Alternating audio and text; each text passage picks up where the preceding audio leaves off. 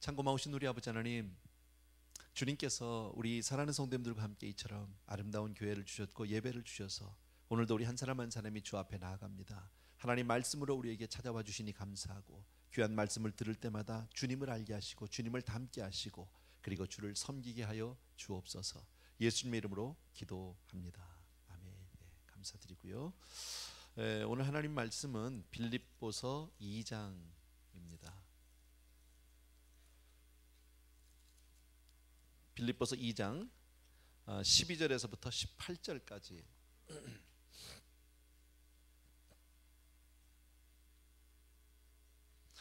오늘 이 말씀은 짤막하지만 참 귀한 말씀. 뭐 하나님 말씀이 귀하지 않은 게 없지만 특별히 오늘 이 말씀 참 귀하고, 우리 한 사람 한 사람이 정말 조금 심각하게 들어야 될 그런 말씀이에요. 조금 부담이 되실지도 모르겠어요. 우리가 다 인생을 살면서 무엇을 위해서 사는지, 인생의 뚜렷한 목적, 방향 정해져 있다면 이미 우리는 성공한 사람이에요. 그러나 불행하게도 많은 분들이 그런 목적이 없이 사는 경우가 참 많습니다. 그냥 바쁘게만 삽니다. 열심히만 삽니다. 그러나 그렇게 살다 보면 언젠가는 내 인생에 대해서 후회하고, 정말 그때 가서 돌이킬 수 없는 그런 아픔들을 겪을 수도 있습니다. 근데 오늘 이 말씀에서, 오늘 이 본문에서는 우리에게 뚜렷한 방향을 제시해주고 있습니다. 바울이라는 한 사람을 통해서 하나님의 마음을 우리에게 보여주신 것 정말 감사하고요. 그런 각도에서 여러분이 이 말씀을 봐주셔야 합니다. 결론을 먼저 말씀을 드릴까요? 우리 너무 잘 아는 거지만 우리가 세상 살면서 하나님께로 목적을 정해놓고 믿음으로 사는 것보다 더 귀한 것은 없다. 유 목사님이 지금 막 들어오셨는데, 목사님 그 길로 바로 달려오십시오. 그냥 올라오세요. 괜찮아요. 애들도 같이 왔나 보죠? 같이 와도 됩니다. 뭐 이왕 인사하는데. 우리 유영택 목사님 너무 감사하고, 애들도 지금 따님 둘이 따라오고 있는데, 지금 아들까지 셋이 따라오는데, 지금 아이들 자녀 셋은 극히 일부만 지금 있어. 자녀가 5이에요. 하나님이 축복해 주셔서 한번 인사해 주시고. 반갑습니다. 죄송해요. 아이들 부모님 모시다 드리고 아이들 데려오냐 좀 늦었습니다. 중국에서 한 9년 정도 사역을 했고요. 안식년으로 잠깐 들어왔어요. 또 목사님이 또 이렇게 좋은 사역에 기회 주셔서 여러분들과 함께 성장하고 함께 하나님을 더 알 수 있게 돼서 너무 감사하고요. 바쁘게 한 1년 동안 미국에서 생활하는데 틈틈이 여러분들 또 뵙고 함께 사랑하기를 원합니다. 좋은 기회 주셔서 너무 감사하고요. 박수를 한번 해야겠습니다. 목사님 아이들 이제 교육부로 바로 애들 인도해 주면 될 것 같아요. 거기 있으면 불편하겠지, 그죠? 오케이.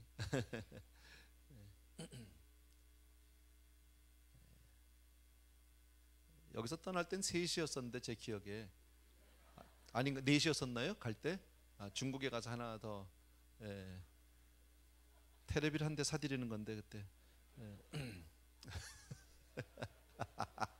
농담입니다. 너무 감사하고요. 정말 귀한 부부예요. 사모님은 이제 그 목사님도 그렇고 다 텔버스에서 공부하시면서 교육학 박사 과정까지 다 마치신 귀한 분들이세요. 그리고 애써서 중국 쪽으로 본인들이 뜻을 정하고 그렇게 사역을 하시다가 지금 9년 만에 지금 처음 들어오셨어요.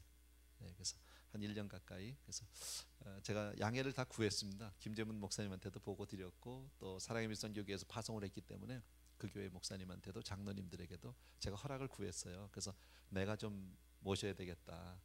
내가 뭐 풀타임으로 내가 우리 교회만 내가 붙잡아 놓을 건 아니지만 목사님 또 하시는 사역이 있으니까요. 근데 내가 사이사이고 짬짬이 좀 내가 좀 모셔야 되겠다. 그래서 모셨습니다. 그러니까 서로 뭐 그 교회 사이에 어떤 어려움이나 불편함은 없고, 그런 겁니다. 아마 목사님 통해서 우리가 많은 시간들을 같이 가질 것 같아요. 사모님이나 해서 우리가 어떤 선교에 대한 어떤 그 뭐랄까 퍼스펙티브도 좀 배우고요, 미션 마인드도 좀 배울 수 있을 것 같고요. 또 특별히 우리 사모님 통해서는 이제 우리 여자분들이 아마 앞으로 세미나라든지 이런 그 강의들을 통해서 아마 좀 속 깊은 내용들을 같이 나눌 수 있지 않을까, 그런 생각 해봅니다. 얘기가 좀 빗나갔는데 어쨌든 본문을 다시 돌아갑시다. 자, 우리가 이 세상 살면서 정말 우리가 꼭 신앙 안에 있기 때문에, 제가 목사이기 때문에 꼭 이런 말씀을 드리는 게 아니라 같은 신앙인으로서 저와 여러분이 우리가 이 세상 한 번 왔다 가는 우리네 인생에서 예수를 잘 믿는 것보다 더 잘하는 삶이 없다는 거예요. 주를 위해서 뜻을 정해놓고 사는 것보다 더 복된 삶은 없다. 동의하십니까 여러분? 예, 그런 각도에서 오늘 하나님이 우리에게 어떻게 도전하고 있는지 말씀을 통해서 한번 같이 보기를 원합니다. 12절 말씀 한 절 같이 읽습니다. 같이 시작. 그러므로 나의 사랑하는 자들아, 너희가 나 있을 때뿐 아니라 더욱 지금 나 없을 때에도 항상 복종하여 두렵고 떨림으로 너희 구원을 이루라 그랬습니다. 네. 자, 이 말씀을 보면 우리가 뭐 별로 어려운 말씀은 아닌데 조금 얼핏 보면 조금 납득하기 어려운 말이 하나가 바로 뭐냐면 두렵고 떨림으로 너희 구원을 이루라 이렇게 돼 있습니다. 아니 그러면 우리가 구원 못 받은 건가? 네. 우린 이미 그리스도 안에서 십자가의 은혜로 말미암아 저와 여러분의 모든 죄가 다 대속을 입었고요, 다 죄 사함을 받았고, 그리고 우리가 이미 구원 받은 줄로 믿습니다. 확실하죠? 예. 그런데 왜 성경은 우리에게 다시 여기서는 두렵고 떨림으로 구원을 이루라, 이것을 과연 우리가 이뤄낼 수 있는 것인가 생각해봐야 되는 문제거든요. 예. 여기서만 그렇습니다, 여러분. 이것은 이렇게 이해해 주셔야 됩니다. 구원을 우리가 조금 어떤 이 시간이라는 말은 좀 이상하고 어떤 그 신학적인 관점에서 본다면 과거적 구원이 있고 현재적 구원이 있고 미래적 구원이 있다. 굳이 시제를 나누자면 꼭 그렇게 나눌 필요는 없어요. 과거적 구원은 바로 뭐냐면 우리가 예수 그리스도의 그 대속의 은혜로 말미암아 이미 구원받아서 하나님의 자녀가 된 것입니다. 이것은 이미 이루어진 겁니다. 믿으시면 아멘. 예, 그러니까 우리는 정말 하나님의 자녀고 언제 죽어도 우리 다 천국 가는 사람들. 믿으시면 아멘. 자, 그리고 미래적 구원이라는 건 뭡니까? 우리가 구원에 대한, 천국에 대한, 하늘나라에 대한 이미 확답을 받고 있지만, 그죠? 아직 천국에 들어간 건 아니잖아요. Someday, 앞으로 우리가 천국에 들어갈 것이잖아요, 그죠? 가서 영원히 주님 나라에서 같이 살게 될 건데, 이것은 미래적 구원이라는 거예요. 그러니까 과거적 구원은 그런 거고 믿음으로 우리가 받아들인 거고, 미래적 구원은 우리가 소망으로 믿음으로 붙들고 있는 거거든요. 그렇다면 현재적 구원은 무엇인가? 이것은 매일매일의 삶 가운데서 정말 우리가 넘어지지 않고, 죄를 범하지 않고, 낙심하지 않고, 그리고 미워하지 않고, 하나님으로부터, 하나님 안에서 우리가 경건한 삶을 유지하는 것, 어찌 보면 성화의 과정이라고 볼 수 있겠죠. 이해되시죠?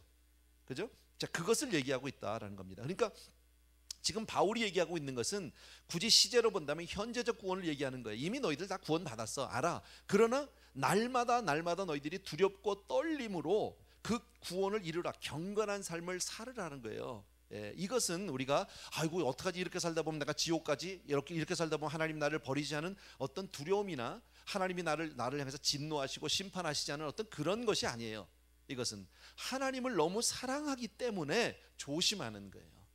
여러분, 너무 누군가를 사랑하면 조심하게 되는 거 아세요? 사랑하기 때문에. 이게 어떤 분들 보면 아주 가깝고 가족, 사랑하는 사람이기 때문에 막 함부로 하는 사람, 이건 참 지혜가 없는 사람이에요. 사랑하기 때문에 우리가 조심해야 돼. 할 말 못할 말을 가려야 되고 행동들을 가려야 하는 거예요. 우리 막 그런 경험이 있을 겁니다. 이렇게 누군가를 막 연애한다고, 예를 들어서 깊이 사랑하잖아요. 사랑하면 그냥 내 마음에 있는 말 확 쏟아놓으려다가 멈칫멈칫하죠. 왜냐면 혹시라도 오해하거나 마음에 상처를 받을까봐 내가 참는단 말이죠. 또 부모된 입장에서 우리 자식들에게 할 말 다 못하지요, 솔직히요. 할 수도 있지만 그랬다가 혹시 아이가 상처받을까봐 말을 못한단 말이죠.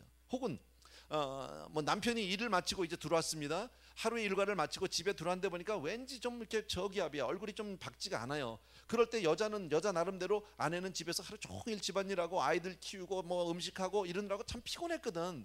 근데 남편이 들어서 좀 환한 얼굴로 아유 여보 수고했어, 사랑해, 내가 왔어, 뭐 이렇게 해주면 참 좋겠는데 그냥 들어서 말도 안 하고 퉁명스럽게 하면 뭐 남편이 화가 나다가도 혹시 내 남편에게 혹시 바깥에서 무슨 일이 있던 건 아닌가? 그래서 말을 조심하게 되는, 제 말 이해되시죠?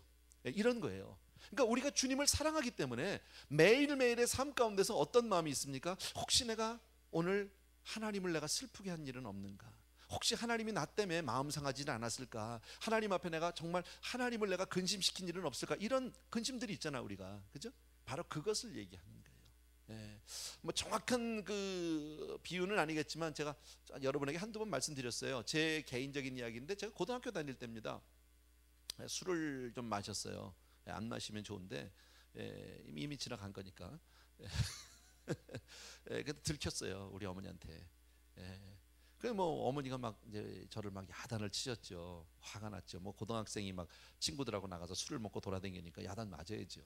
근데 어머니가 야단 칠 때는 정말 하나도 두렵지 않았어요. 솔직히 말하면 그냥 야단을 치셨지만 그냥 아이 그래라 막 지나가겠지 이러고 말았어요. 근데 잠시 후에 아버지가 저를요, 너 좀 들어와라 그러고 안방으로 부르시는 거예요. 그때는 상당한 그 두려움이 있고 떨림이 있었어요. 이거 죽었구나 이제. 그래서 이제 아버지가 계시는데 제가 그 앞에 가서 무릎을 꿇고 조용히 좀 그냥 뭐 처벌만 바라는 거죠. 아버님이 말씀을 안 하세요. 잠시 침묵하셨어요. 그 시간이 얼마나 저에게 무거운 시간이었는지 모르는데 저에게 주신 말씀이 뭐냐면 나는 내 아들을 믿는다. 그리고 나가봐라. 그거였었어요. 야단을 안 치고 오히려 나는 내 아들을 믿는다. 근데요 그 이후에도 내가 학교 생활을 하면서 친구들과 이렇게 좀 이렇게 삐뚤어 갈 길들이 있는데 그 말이 늘 뇌리에 있는 거예요. 나는 내 아들을 믿는다는 아버지가 나를 믿어주신다는 그거 하나 때문에 멀리 못 가는, 뭐 정확한 비유는 아니지만 우리가 그런 거예요. 그래서 왜 우리가 날마다의 삶 가운데서 경건한 삶을 살아야 합니까? 우리가 구원받지 못하고 지옥의 자식이기 때문이 아니라 이미 받았지만 하나님을 사랑해서 혹시나 내 삶 때문에 나 때문에 하나님이 근심하실까 봐, 혹시 나 때문에 하나님이 걱정하실까 봐, 하나님을 부끄럽게 할까 봐, 이런 것 때문에. 그래서 오늘 말씀에 나 있을 때뿐 아니라 더욱 지금 나 없을 때도 항상 복종하여 그랬죠. 이건 뭐 너무 상식적인 이야기죠. 보는 데서만 잘하지 말고 안 볼 때도 잘하고, 이건 뭐 당연한 거죠. 믿는 사람이나 믿지 않는 사람이나 항상 우리가 표리부동하면 안 돼. 앞뒤가 다른 사람이 되면 안 되는 거죠. 그래서 항상 우리가 보든지 안 보든지 하나님 앞에 우리의 경건 삶을 살아야 할 줄로 믿습니다. 자, 그런데 13절을 보십시오. 13절 다 같이 시작. 너희 안에서 행하시는 이는 하나님이신. 잠깐만 여기까지만. 자, 너희 안에서 행하시는 이는 하나님이시다. 이 말씀 우리가 많이 들었던 말씀인데요, 나는 오늘 이 말씀이 여러분에게 좀 크게 다가왔으면 좋겠어요. 너희 안에서 행하시는 이가 하나님이다. 이 말을 조금 우리가 달리 표현하면, 여러분, 하나님은 내 인생을 향한 하나님의 놀라운 섭리를 가지고 있다. 내 인생은 어쩌다가 그냥 그러한 인생이 아니라 나라는 한 사람의 인생을 향한 하나님의 놀라운 뜻이 있고 계획이 있고 보이지 않는 역사가 있다. 믿어지시면 아멘. 여러분, 이게 믿어지면요 우리는 어떤 경우에도 낙심하지 않아요. 왜요? 지금 내가 조금 어렵고 힘들다 할지라도 하나님의 손이 나를 붙들고 있어요. 합력해서 선을 이룰 것을 분명히 믿는다. 왜? 하나님은 실패가 없는 분이니까, 하나님은 망하지 않는 분이니까. 믿습니까 여러분? 하나님은 나를 복주시는 분인 줄로 믿습니다. 자, 그런데 그 다음 13절을 계속 읽으면 자기의 기쁘신 뜻을 위하여 너희로 소원을 두고 행하게 하신다 그랬습니다. 하나님의 놀라운 섭리는 어떻게 나타나고 있습니까? 하나님은 당신의 뜻을 이루기 위해서 우리를 윽박지르거나 우리를 억압하거나 우리를 정말 명령하시는 그런 분이 아니시고 당신의 소원을 내게 두셨다라는 겁니다. 하나님의 뜻이 있다. 하나님이 나를 향한 기대가 있다. 여러분, 이것은 이렇게 이해하면 아주 쉬울 겁니다. 우리가 결혼해서 자녀를 낳습니다. 아이를 낳아서 키우다 보면 그 작은 어린 생명이지만 그 아이를 향한 부모의 소원이 있습니까 없습니까? 있어요. 내 자식을 향한 꿈이 있어요. 지금 아이는 핏덩어리고 작은 아이지만, 이제 정말 아장아장 걸어가는 아이지만 그 아이를 향한 놀라운 계획과 꿈이 있게 된다는 거예요. 마찬가지로 하나님이 저와 여러분을 바라보실 때 지금 아무것도 아닌 인생 같지만, 그러나 하나님은 내 인생에 소원을 두고 계시는 줄로 믿으셔야 합니다. 여러분, 하나님이 그 소원을 두셨다. 하나님이 두신 소원은 절대 누구도 막을 수도 꺾을 수도 없다라는 사실이, 하나님의 그 사랑으로 우리를 영원토록 지키시고 붙드시고 승리케 하실 줄로 믿습니다. 여러분, 하나님의 그 사랑이 어떤 사랑이에요? 지독한 사랑이에요. 그 누구도 꺾을 수 없는 사랑이에요. 우리를 얻기 위해서 당신 눈앞에서 하나밖에 없는 아들을 십자가에서 못 박아 죽이시는 사랑이에요. 그만큼 나를 사랑하는 그 사랑이 나를 포기하겠어요? 나를 내 맘대로 두겠어요? 내가 그냥 막 내 맘대로 가려고 할 때 하나님이 그냥 그래라 그럴까요? 포기하실까요? 천만의 말씀입니다. 우리가 이 사실을 안다면 하나님 앞에 빨리 순복하고 하나님 앞에 순종하는 게 그게 지혜다. 이거 너무너무 잘하는 얘기잖아요. 하나님과 우리가 뻗대서 해봐야, 하나님과 우리가 견줘봐, 이거 안 되는 얘기예요. 하나님이 절대 우리를 그대로 두지 않아요. 조금 한두 번 제가 이런 말씀했지만, 여러분, 우리 가운데 신앙생활을 잘하는 분들을 보십시오. 신앙생활을 정말 열심히 하는 사람들을 보십시오. 괜히 잘합니까? 아니요. 거의 대부분 다 매 맞은 경험들이 있지 뭐. 그래 안 그래요? 맞죠? 그냥 잘하지 않아요. 여러분, 매 맞은 경험이 있어요. 하나님 앞에 괜히 정말 아니할 말로 정말 교만의 목을 쳐들다가 그냥 한 방에 간 경험들이 있다고. 예, 그래서 결국은 하나님 앞에 무릎 꿇을 수밖에 없구나. 뭐 그게 저라는 사람도 마찬가지죠. 그런 거죠. 예를 들어서 하나님이 나를 향한 소원이 있습니다. 정말 진실하고 기도하는 사람을 만들고 싶은 거예요. 하나님이 나를요. 근데 내가 기도 안 해.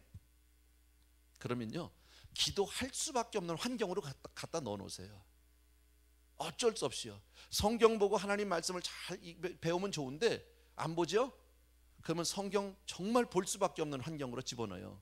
성경은 어디 가면 제일 많이 보냐면요, 감옥 가면 많이 보더라고요. 보니까 사실이 그래요. 우리가 성경 봐야 되는 거 알잖아요. 그런데 잘 안 봐져요, 솔직히.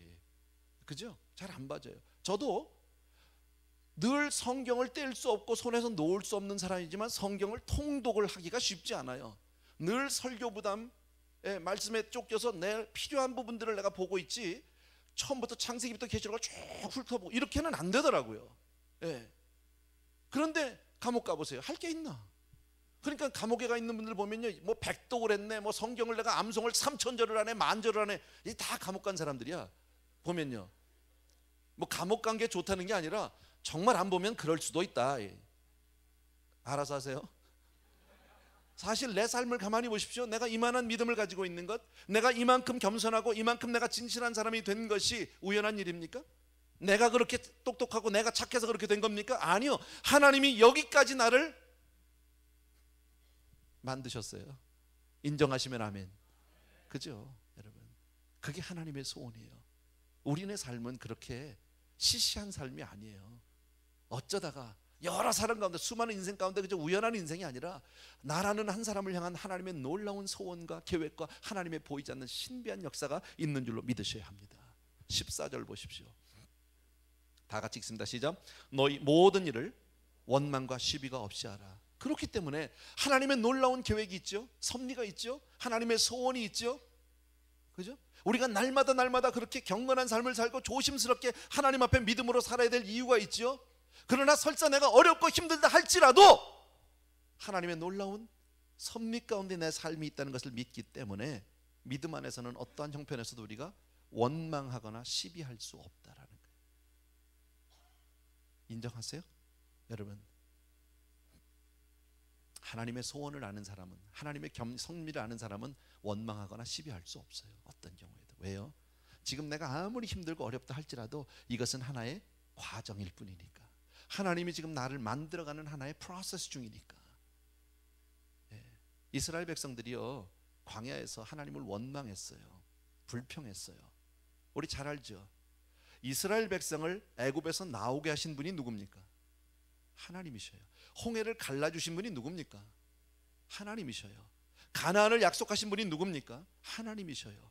그렇다면 처음부터 끝까지 모든 것이 하나님의 은혜의 장중에 있다라는 사실을 이 사람들이 깨닫고 잊지 않고 있었다면요, 원망 불평하지 않아요. 지금이 오늘이 광야고 당장 먹을 게 없고 마실 게 없다 할지라도 하나님을 바라보고 그 중에서 소망을 갖게 될 줄로 믿습니다. 근데 이 사람들이 하나님을 원망했다는 건 뭐예요? 하나님에 대한 불신앙이에요. 하나님의 섭리를 잊어버리고 있는 거예요. 하나님이 자기를 향한 소원을 다 잊어버리고 있는 거예요. 그래서 불평 원망했더니 결국 하나님은 뭐예요? 원망하는 자, 불평하는 자, 불신앙 가운데 있는 자, 하루에 3만 명 그날 죽었고요. 원망 때문에 이스라엘 백성이 40년 광야에서 뱅글뱅글 돌았어요. 이게 원망과 불평이에요. 우리 사랑하는 성도님들은요, 어떠한 형편에서도 우리가 하나님을 원망하거나 불평하는 일은 절대로 없어야 합니다. 하나님의 절대 주권 앞에 내 삶을 놓고 항상 하나님께 감사하는 저와 여러분들에게 주의 이름으로 축원합니다. 15절 보십시오. 이는, 다 같이 시작. 이는 너희가 흠이 없고 순전하여 어그러지고 거스리는 세대 가운데서 하나님의 흠 없는 자녀로 세상에서 그들 가운데 빛들로 나타내며 그랬죠. 하나님이 말씀하시는 이 세상은 어그러지고 삐뚤어진 세상이라고 얘기합니다. 여러분, 구부러진 세대입니다. 사실 우리가 세상을 보면 한숨 나옵니다. 답답합니다. 변하지 않습니다. 수십 년을 살아왔지만 그 많은 매체들, 이 미디어를 통해서, 신문을 통해서, 방송을 통해서 우리가 바라보고 있는 세상은요, 세상은 정의도 없고, 그죠? 늘 그래요. 어느 게 진짜인지 어느 게 가짜인지 정말 가치관이 흔들리는 그런 세상. 한숨 나오고 정말 세상이 좋으세요? 그런 세상 가운데서, 그렇게 어그러지고 삐뚤어진 세상 가운데서 저와 여러분이 해야 할 일은 바로 뭐냐면 하나님의 나를 향한 뜻이 무엇인지를 먼저 생각하는 거예요. 왜 하나님은 이런 세상 가운데 나를 두셨을까? 무엇 때문에 나를 여기다 두셨을까? 하나님의 자녀로 이미 나를 은혜를 주셨고 하나님의 자녀 삼으셨고 영원한 천국 백성을 만들어준 그분이 무엇 때문에 나를 이 세상 가운데 두셨을까? 하나님의 뜻이 무엇일까? 두 번째는 세상을 향해서, 또 더 나아가서 자기 자신을 위해서 향해서 부끄러움이 없는 삶을 살아야 된다. 쉬운 일은 아니에요. 그죠? 세상 말이 뭐 털어서 먼지 않는 사람 없다고 그러잖아요. 사람은 다 그렇게 부족할 수밖에 없어요. 그러나 그 가운데서 우리는 두렵고 떨림으로 우리의 구원을 이루어나가는 거예요. 경건한 삶을 사는 거예요. 무엇 때문에 그렇게 할까요? 순수해야 된다. 왜? 이유가 뭘까요? 그것이 바로 우리가 읽었던 16절 끝에 15절 끝부터 다시 읽을게요. 제가요. 하나님의 흠없는 자녀로 세상에서 그들 가운데서 빛들로 나타내며 생명의 말씀을 밝혀 그랬습니다. 빛들로 나타내고 생명의 말씀으로 밝히기 위해서입니다. 크리스찬은 빛과 같이 드러나는 삶, 말씀, 다시 말씀드리면 크리스찬의 삶은 메시지가 있는 삶이어야 된다. 세상을 향해서 우리의 삶으로 말할 수 있는, 이야기할 수 있는 것이 있어야 한다. 보여줄 수 있는 것이 있어야 된다. 여러분, 우리가 괜히 이 땅에 사는 것이 아니라 세상 사람들을 향한 어떤 메시지를 우리의 삶으로, 빛으로 드러내기 위해서라면 우리의 삶은 순수하지 않으면 안 되는 거죠. 사람들 앞에 부끄러움의 대상이 되고 지탄의 대상이 돼서야 어떻게 우리가 메시지를 전할 수 있습니까? 어떻게 우리가 이 복음을 전할 수 있습니까? 여러분, 저와 여러분의 선행을 통해서, 저와 여러분의 정직을 통해서, 저와 여러분의 순수함을 통해서 크리스찬은 전도의 삶, 선교의 삶을 살아야 한다. 맞아요? 여러분, 우리를 이 땅에 두신 이유가 그거예요. 그것 때문이에요. 왜 날마다 우리가 두렵고 떨림으로 우리의 구원을 이루려고 합니까? 무엇 때문에 우리가 그렇게 경건한 삶을 살라고 얘기합니까? 하나님은요, 전도하려니까, 우리를 통해서 이 복음을 전해야 하니까. 내가 나가서 개차반으로 살면, 내가 나가서 삐뚤어지는 걸 하고 있으면 누구에게 예수 믿으라고 하겠습니까? 우리 가끔 그런 얘기 듣잖아요. 아이고, 믿는 것들도 별 수 없네. 여러분, 그런 소리를 듣는 사람이 어떻게 전도할 수 있습니까? 어떻게 복음의 이 사명을 감당할 수 있습니까? 그럴 수 없다라는 거예요. 다시 16절, 17절, 18절 같이 읽습니다. 시작. 생명의 말씀을 밝혀 나의 다름질도 헛되지 아니하고 수고도 헛되지 아니하므로 그리스도의 날에 나로 자랑할 것이 있게 하려 함이라. 만일 너희 믿음의 제물과 봉사 위에 내가 나를 관제로 드릴지라도 나는 기뻐하고 너희 무리와 함께 기뻐하리니 이와 같이 너희도 기뻐하고 나와 함께 기뻐하라. 여러분, 짤막한 석절에서 기뻐하라는 말이 4번이 연거푸 나옵니다. 하나 묻습니다. 지금 바울은 이 편지를 쓸 때 어디에 있습니까? 감옥 안에 있습니다. 억울한 누명을 쓰고 감옥 안에서 부당한 대우를 받고 말할 수 없는 어려운 환경 가운데서 지금 고생하고 있는 사람입니다. 여러분, 바울은 우리가 한 대로 결혼도 한번 못 해본 사람입니다. 가정도 없는 사람입니다. 그렇게 용모가 뛰어난 사람도 아니라고 성경은 얘기합니다. 거기다가 그는 육체에 가시가 있습니다. 뭔지는 모르지만 그것이 끊임없이 자기를 괴롭히고 있습니다. 어느 것 하나 여건을 보면, 그가 가지고 있는 그 환경이나 주변 여건을 보게 되면 무엇 하나 행복할 수 없는 사람입니다. 기뻐할 수 없는 사람입니다. 근데 그런 그가 기뻐하라라고, 나처럼 기뻐하라고 4번이나 연거푸서 얘기하고 있다. 나는 그런 환경에서 그런 바울을 이렇게 하나님 앞에서 참으로 기뻐하고 행복한 사람으로 만든 하나님을 찬양합니다. 하나님은 하실 수 있다. 여러분, 우리는 얼마나 많은 경우에 행복의 조건을 세상에서 찾습니까? 조건에서 찾습니까? 물질에서 찾습니까? 그 하나님 뭐라고 해요? 그거 아니라는 거예요. 바울요, 정말 나는 쉬운 말씀이 아니더라고요, 이게요. 제가 지난번에 말씀드렸는데 고린도후서 때 너무 고생을 해가지고 조금 쉬운 거 해야지 하고 빌립보서 들어갔는데 더 힘드네. 해보니까요, 정말 깊은 거예요. 말씀을 보는데 너무너무 이 내용이 깊은 거예요. 어떻게 이런 환경 가운데서 이렇게 자신 있게 기뻐하고, 그 중간에 무슨 얘기가 나옵니까? 내가 내 삶을, 내 자신을 관제라는 게 뭐냐면요, 이스라엘 사람들이 제사 지낼 때 양을 잡아요. 양의 목을 땁니다. 그럼 피가 쫙 흐를 거 아닙니까? 그럼 그 피를 받아요. 그리고 그 피를 갖다 붓는 거예요, 제단에다가. 그게 관제예요. 나 자신을 관제로 부어서 쉽게 말하면 내가 지금 당장 너희를 위해서 죽는 한이 있어도 죽더라도 나는 기쁘다는 거예요.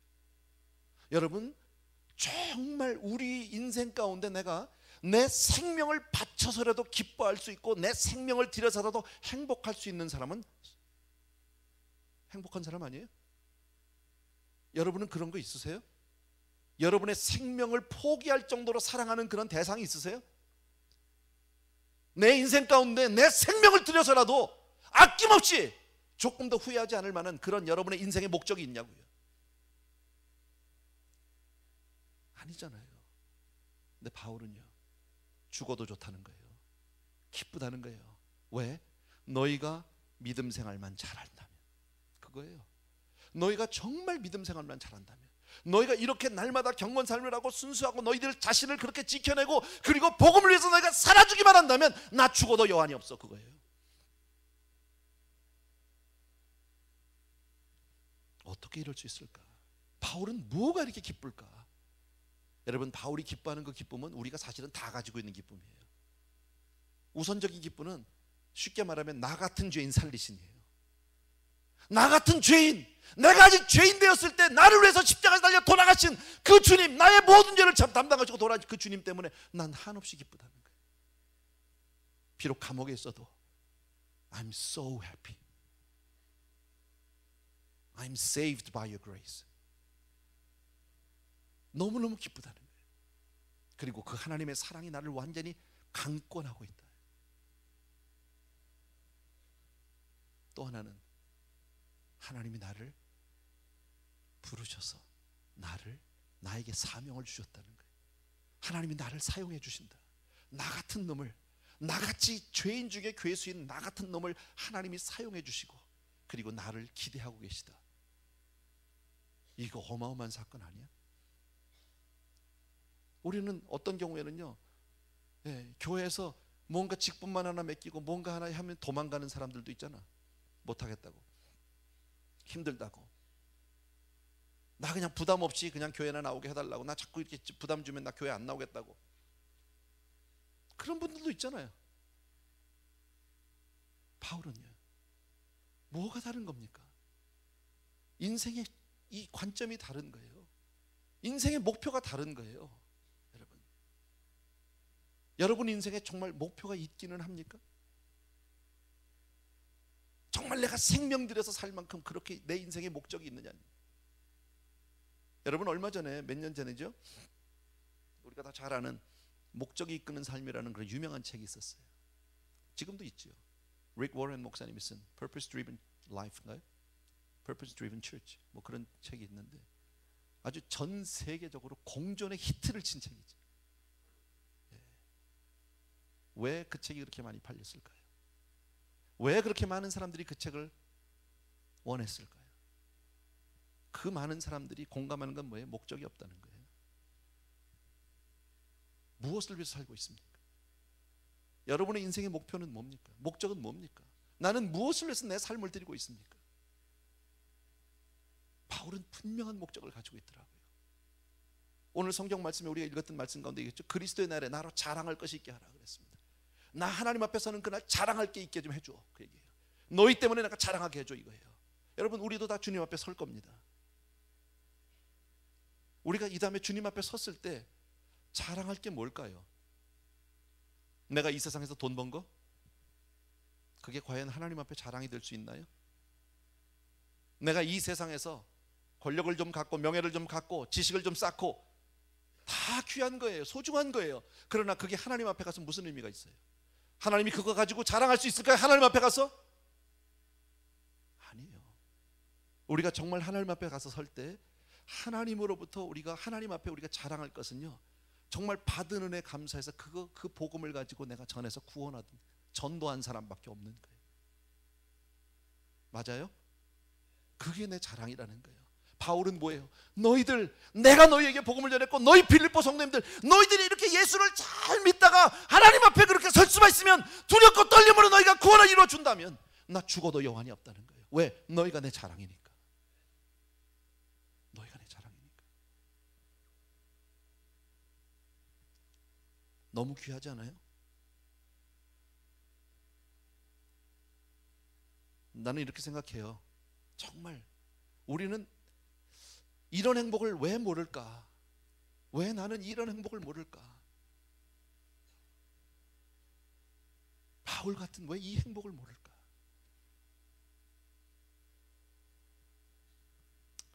여러분의 생명을 다 쏟아부어도 아깝지 않은 그런 인생의 목표가 있는가? 다시 한번 묻습니다. 무엇을 위해서 살고 있는가? 흔히들 많은 사람들이요, 돈을 목적으로 삼고 삽니다. 돈 많으면 좋지요. 편안하지요. 풍요롭고 좋습니다. 돈이 많으면 좋을 것 같은데 우리 왕왕 보잖아요. 차라리 돈이 없었으면 그렇게 불행해지진 않았을 걸. 많이 보잖아요. 어떤 사람은요, 자식한테 모든 소망을 걸고 삽니다. 자식이 귀하지요. 내가 내 몸으로 낳았고 내 생명의 분신이니까 귀할 수밖에 없어요. 귀한 거예요. 자식, 아들. 그렇게 한참 했는데요, 나중에 뭐라 그래? 자식이 왼수야. 흔히들 그런 고백을 하잖아요. 왜? 여러분, 우리가 전도서에서 잘 알지만요, 세상 것들은 다 그런 거예요. 귀하지만 한때예요. 오래가지 않아요. 그리고 결국 마지막 날은 헛되고. 오늘 성경 말씀을 통해서 하나님 우리에게 이것을 도전하고 있는 거예요. 그렇게 살지 말라는 거예요. 바울은 허무한 이 세상 것을 위해서 살지 않고요, 오직 복음을 위해서, 자신을 위해서 날마다 두렵고 떨림으로 그렇게 살겠다. 그렇게 너희들이 살아달라. 여러분, 다른 말로 하면 너희들이 정말 복음을 위해서 살고, 교회를 위해서 살고, 하나님을 위해서 살고, 주님을 위해서 살고, 정말 선교를 위해서 살고, 이것이 오늘 말씀에서 우리에게 부탁하고 있는 겁니다. 그리고 너희도 나와 함께 영원한 기쁨으로 기뻐해 달라. 나는 비록 지금 감옥 안에 있다, 힘들다, 착고에 손발이 매어 있고 얼마나 환경적으로 육신적으로 힘든지 모르지만, 그러나 내 기쁨은, 내 영혼의 기쁨은 말할 수 없다라는 겁니다. 여러분, 우리는 세상의 어떠한 슬픔도, 세상의 어떠한 역경도 주를 위해서 살고 주를 위해 쓰임 받다가 주를 위해 죽을 수 있는 그런 영광스러운 기쁨과 행복의 사람이 되어야 할 줄로 믿습니다. 쉬운 얘기는 아니에요. 오늘요, 이 말씀은요. 여러분, 정말 여러분요, 인생을 잘 놓고 한번 지혜로 여러분 보십시오. 짧습니다. 인생 얼마 되지 않습니다. 짧은 인생 가운데 이러다가 나가 갈 텐데, 그 다음에는요, 후회하지 말아야죠. 적어도 내 그때 가서 가슴 치는 일은 없어야죠. 하나님 앞에서는 그날 정말 하나님으로부터 칭찬 듣는, 하나님 앞에 자랑할 것이 있는 그런 복된 성도님들 되길 주의 이름으로 축복합니다. 예, 기도할게요.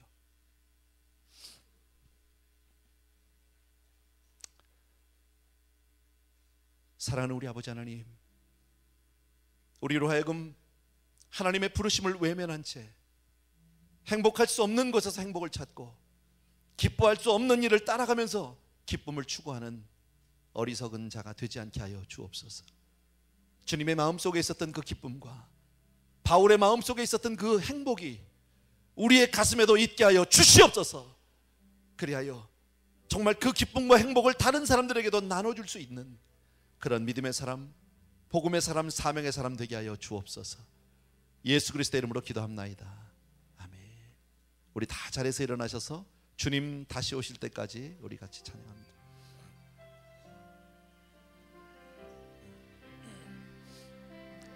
주님 다시 오실 때까지 나는 이 길을 가리라. 좁은 문, 좁은 길, 나의 십자가 지고 나의 가는 이 길 끝에서 나는 주님을 보리라. 영광에 내 주님 나를 맞아주시리. 주님 다시 오실 때까지 나는 일어나 달려가리라. 주의 영광 온 땅 덮을 때 아버지 나는 일어나 노래하리. 내 사모하는 주님 온 세상 구주시라. 내 사모하는 주님 이 영광의 왕이시라. 주님